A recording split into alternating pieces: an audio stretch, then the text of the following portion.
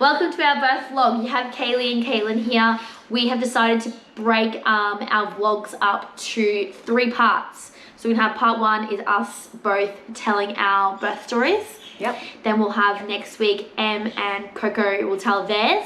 And then week 3, we will have a Q&A of questions you've already asked, and then any extra questions that you have from hearing our story. Should I kick us off? I think you should start. Okay. Addie's 5.5.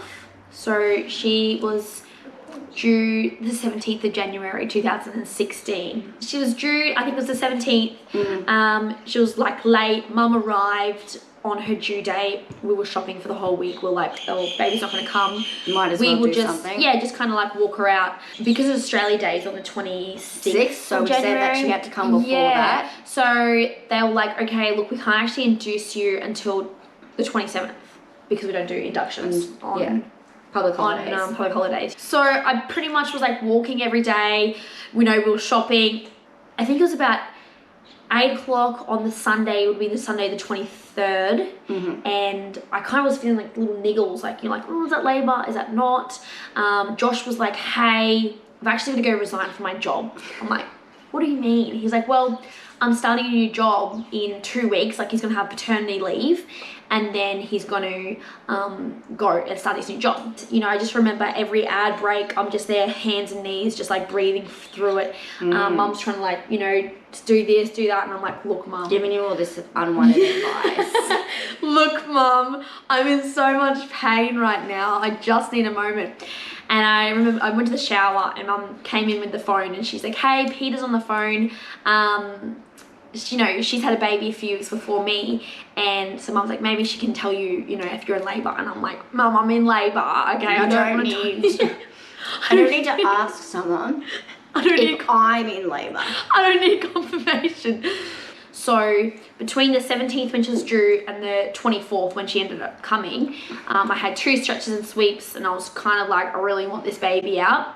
They promised me I'm 3 centimeters dilated that whole week. From 1 to 3 centimeters is, I think my belief is like, that's pre-labor. Pre-labor, yeah. Early labor. You're active labor from 4 centimeters. So yeah, onwards. so pretty much I was in pre-labor for a whole week. And then they're like, okay, once you hit the 4 centimeters, then you're in active labor. And so that's when they keep you in. So luckily, I think I kind of, from 8 o'clock, I pretty much was going straight into active labor, because by 9 o'clock on Sunday night, I was getting regular contractions. I remember I was in the shower.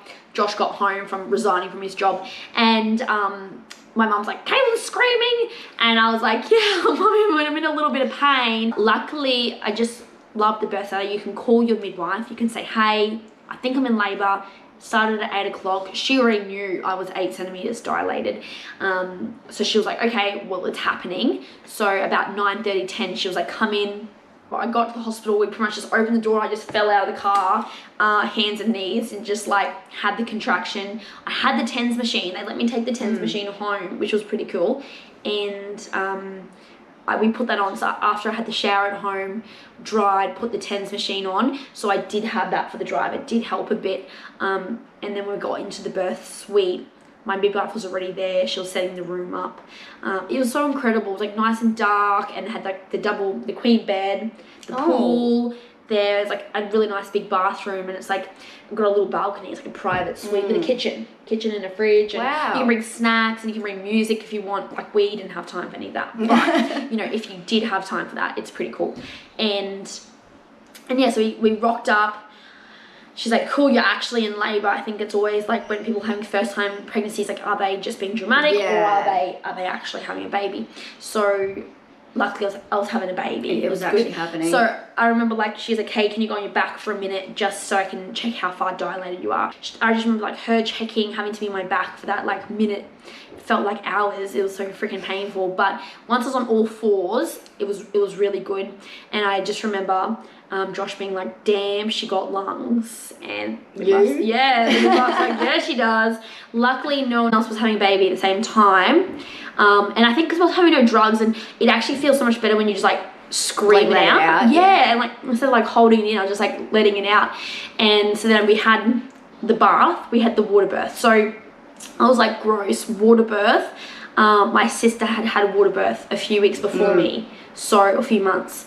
And I saw her photos, I heard her story, and I was like, whoa, okay, my mind has changed, I want to do that. So it was really cool. We got to hop in, and it was like really nice and warm, and it was really great pain relief. I had a little bit of gas, but it was great, like kind of had your arms over the It kind of puts you in like that perfect position for birth. Yeah, like because you're on your knees, and then Josh could just like be on the outside, and he just reminds me that I nearly broke his hand from squeezing his hand so tight, and then I made him like rub my back, like my lower back, with his knuckle. Oh yeah. Fist. And I actually had a bruise for about 2 weeks after that, because I was just like, harder, harder, harder, and he's like swapping out with the midwife, because he's like, this girl is crazy. And then we hopped out, you know, got to hop in the shower. The hot water is just so good. And I, you know, remember you're at that point, you're on your hands and knees, the water's coming down your back, and you're like, in your mind, I don't know if I vocalized it, but in my mind I was like, I can't do this. And they say that's like the moment when you're like transitioning from 9 to 10 centimeters, like you're ready to push, your body's like gives up. But we are incredible women, and we soldier on. We're made to do this. And the great thing about this, you can't make it stop. So if you're like, I can't do it, the baby's gonna come. it's still happening. So they kind of put fresh water in, we got back in the water, and I think I pushed for like maybe an hour, and she was born at 2:30 on Monday morning, the 24th. So it was really cool. We got out of the water. You know, you give birth to the placenta, hold the baby. I did have a 2nd-degree tear, but honestly, you don't even know. Everything hurts. So you're like, I don't even know. Like, you don't even know. She's like, do you want to hold the baby a bit more, do you want to breastfeed? And I was like, oh, I actually don't. I just want to go for a shower. I didn't tell you. Honestly, you feel so gross. I had like afterwards. a 20-minute shower, and it was freaking great. And I just like got to jump in bed. Being through the birth center, you can go home after 4 hours. Yeah, they send you home pretty quickly. Yeah, but we stayed, so that was like, you know, 2:30. So we stayed in the birth suite until about 6 a.m. So that's a 4-hour mark where they kick you out. But I went to the hospital for the night, because I had a bacteria. I can't remember what the bacteria was called, but I had that, and they just had to check the lungs. They just monitored her in the hospital for the night, and then we went home the next morning. Yeah, because I came and saw you at the hospital. It was a really, really positive birth experience, I think, and I know there's so many women out there that don't have that experience, but I think it's really important to remind women there is good ones. I'm not taking away from the bad ones. Every like 1 in 5 is probably good. Yeah. As you can probably already tell, I didn't have the most positive experience, but it wasn't terrible. I got a baby out of it. So the week leading up to it, Caitlin can vouch, I wasn't well. She was sick as a doll. Very unwell. I was very tired, exhausted. One day I slept until 4 p.m. in the afternoon. I wasn't eating. I was dizzy. I was pale. I wasn't good at all. But the day that I did go into labor, I woke up that morning and I had energy. It was the first day in like 2 weeks I had energy. I did. And I went and did jobs. I had promised Addie that if I wasn't in labour on the Thursday and Friday that I would pick her up from after school care, because you had your scuba course. Yeah, and I said like, wait, have the baby Friday night is like really convenient for my schedule, because I'm scuba diving, so just hold out. Just hold out. Friday night, I said I'll be there by 7. You can have baby from 7 onwards. Yeah. So Thursday, I went and picked Addie up from school, and I went and hung out with my friend, and we went to Willow's, and we went and got our nails done. And then I came home, and I went to the toilet, and I had lost my mucus plug. Like, I am what those people tell you about of like the bloody show. My waters didn't break though. It was just the mucus plug. I called Caitlin, told Kev, but I was feeling fine. But I was like, hold up, we need to wait. You're like, I got scuba training tomorrow. Not yet. And I was like, no, I feel great. It's fine. Yeah. So I convinced Kevin, because we wanted to go buy a vacuum. So I was like, come on, let's go. He was freaking out. He's like, your waters are gonna break. Not in my car. In the middle of, no, he was worried about JB high five. He was worried I was gonna be walking down the aisle and my waters were gonna break. Yeah. I came home, I finished up Indy's room because I was like, oh, I gotta do that. Better do that. And then I went to bed around 11, and like I had like some small pains, like kind of like contractions. Try to go to sleep. Yeah. But about 1:30, I was like definitely in pain. I was having contractions. I remember getting up. I think I called my mum to talk to her. And it was getting worse, so I actually called up the hospital. I didn't go through the birth center because I have a bicornuate uterus, so it's a heart shape, so I couldn't go through them. So I called up the hospital and I said, like, I think I'm in labor, you know, and they asked me these questions. And oh, look, not gonna lie, we won't have a bed for you. Are you able to labor at home for a little bit more, or do you need to come up now? And if you come up, we still can't help you. Yeah, they were like, I don't know what you're gonna do. You're gonna have this baby on the floor. I don't know. And I was like, no, it's fine. So I probably labored at home for maybe like another 3 hours. Yeah. And then it really, really started to get bad. And I called them back up and I was like, no, I'm coming up. I'm letting you know. I'm giving you I'm on my way. Make a bed. Get a bed for me. But there wasn't a room. Oh. So I got up there and I actually waited. We were in the waiting room of the birthing thing up at the hospital for probably about an hour and a half. I was just sitting on one of those like chairs that they have at the hospital in labor. Finally they brought me in and they checked me at about 8 a.m. The midwife checked me and she was like, all right, you're 4 centimeters dilated, you're in active labor, you ain't going anywhere. She's like, he's trying to move me around, takes me in the shower, I sit on the, like, you know, the round ball, yeah. and I just sit there as he like showers me, like I'm Hose me, bitch. he just literally hosing me down, and I'm like, yep, it's good, burning my soul, we're good. We got out and I just felt so bad.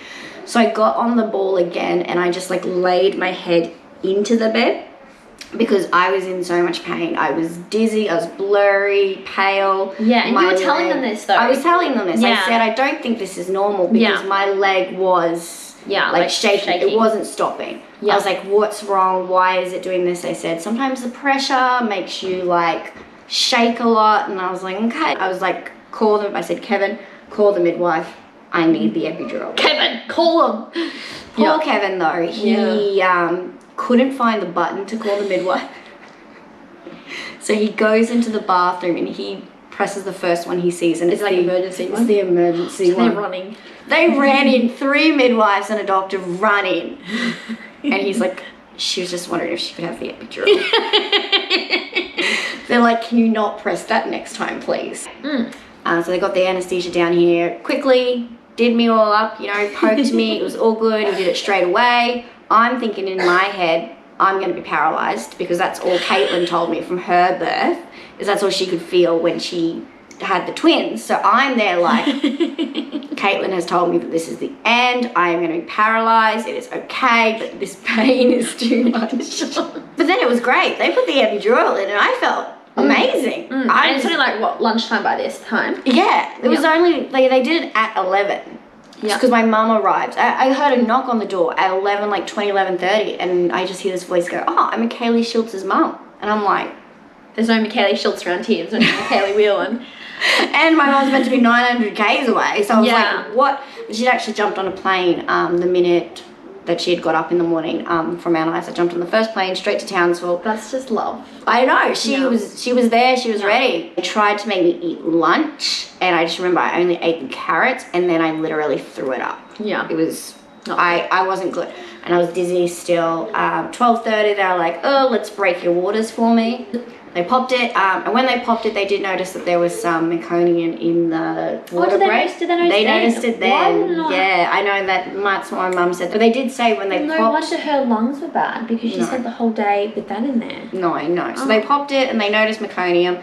They said, look, she'll probably have to go to NICU. Yeah, so I was just doing a sneaky, because I said from day one, I'm going to be... She was always like, I'm coming. So I got back from scuba diving, maybe like 3:34, got Addie, and then I was like, hey, do you guys need food? You know, that's my way in. Yeah. And so I arrived, I didn't know Kaylee's mum was there. No. And about 5:30, I think, and I got there. She was pale as a ghost. She was just like laying there, looked so sickly. Her legs were shaking. Yeah, because they put the stockings on my legs actually because they were shaking. Because I was like, hey, is this normal? And the midwives were like, yeah, she's all good. And she said, oh, my vision's blurry. I was throwing up a lot too. Yeah, and I just remember like she was just laying on her back, and Kev and I were like texting each other, like saying, should we get her to roll to her side? So we did try and encourage you to roll to your side. I was having none of it. I was like, no. She's like, no. And then we're like, well, you're gonna have to, this is a C-section, right? And Kevin's just like, please. Yeah, well, the doctor kept saying, C-section. Give you until 8. Yeah. And if you're not 10 centimeters dilated, you'll be getting a C-section. Yeah, so at about 6:30, I think, I was like, nah, no more. It's like, we just kind of encouraged her just to move a little bit, and we just moved your leg over.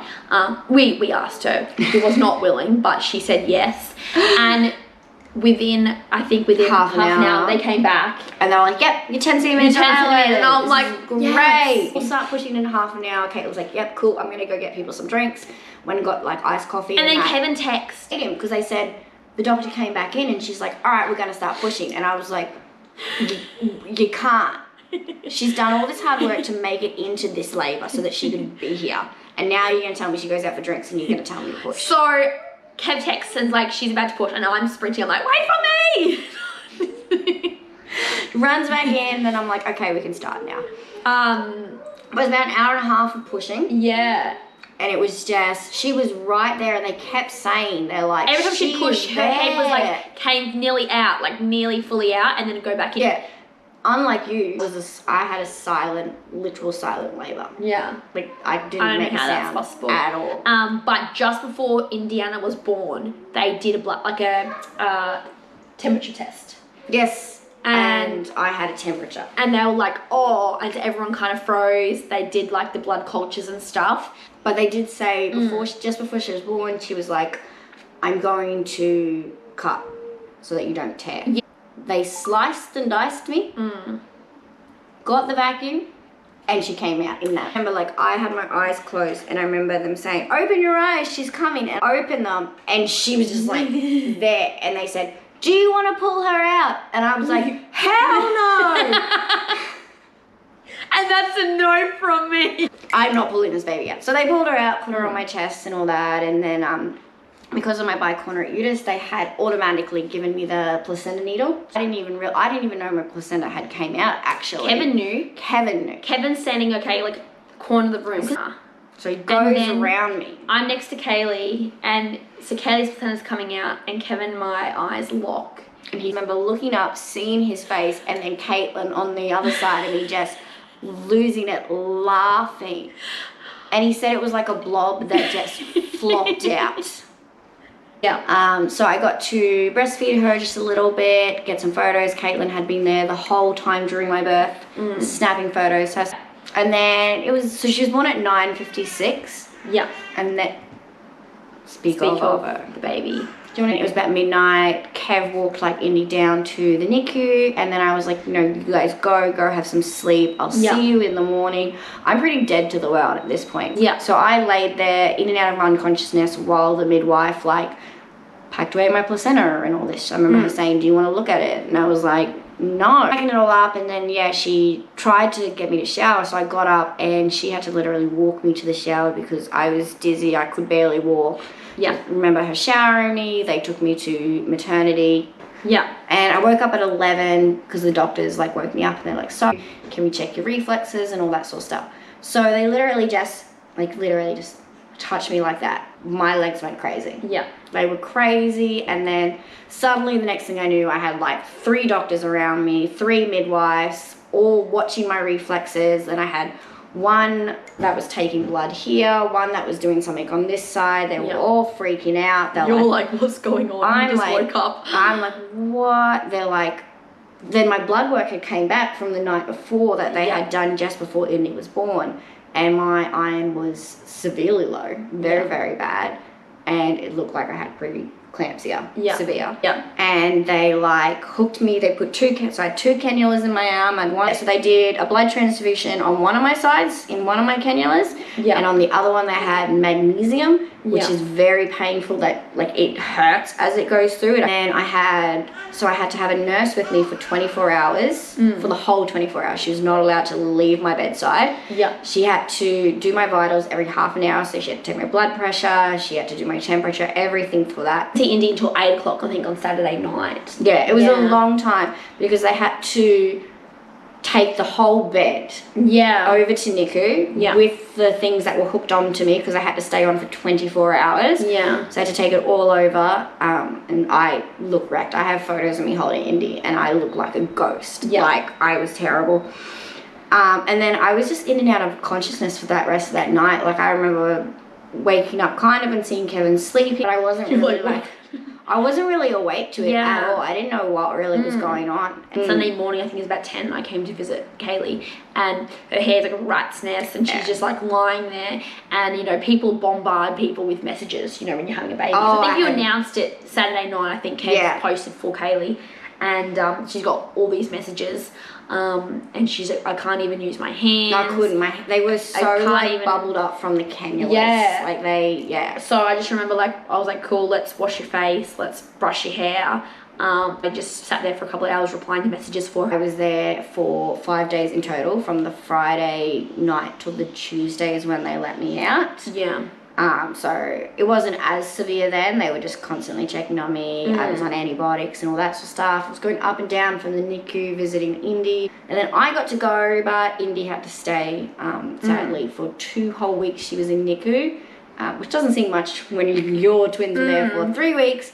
But it's honestly the worst thing in the world. I think it doesn't matter how long. My first birthing experience was pretty positive. First birthing Mine experience wasn't the greatest. And my twin birth, I still find it was positive for twins, but it was very positive for twins. Yeah, but I saw the same kind of outcome, ended in surgery, not C-section, but there was surgery. I did have the same, like the nurse for 24 hours, making sure I didn't bleed out to death, which I'm glad they told me after, because I would have been like, oh.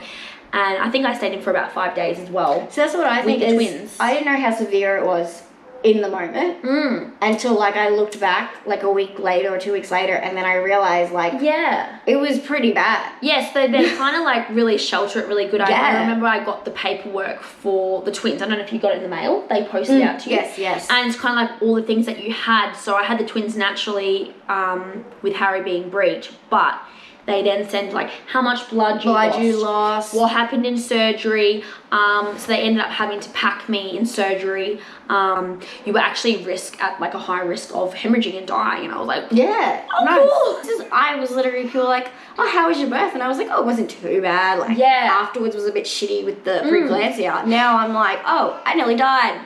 It took a few months for me to process, and then looking back, I'm just like, well, yes, I think that's what we have time for. Yeah, you got to go get your little rugrats. Yeah, so I think we will wrap it up there. I think it's really cool though that you guys get to hear true first-time birth stories, completely different. Yeah. So next week, come back for Emily and Coco's story. If you have any questions, put them down below. Yep. And thanks for watching. Whatever. Yeah, thank you. Laugh with us, cry with us, laugh at us. We don't mind. We love sharing our story, and hopefully we can make and help other mums feel less alone with their stories. And you know, be proud of your great birth stories, and be proud of your not so great birth stories. So awesome. See you guys later. See you.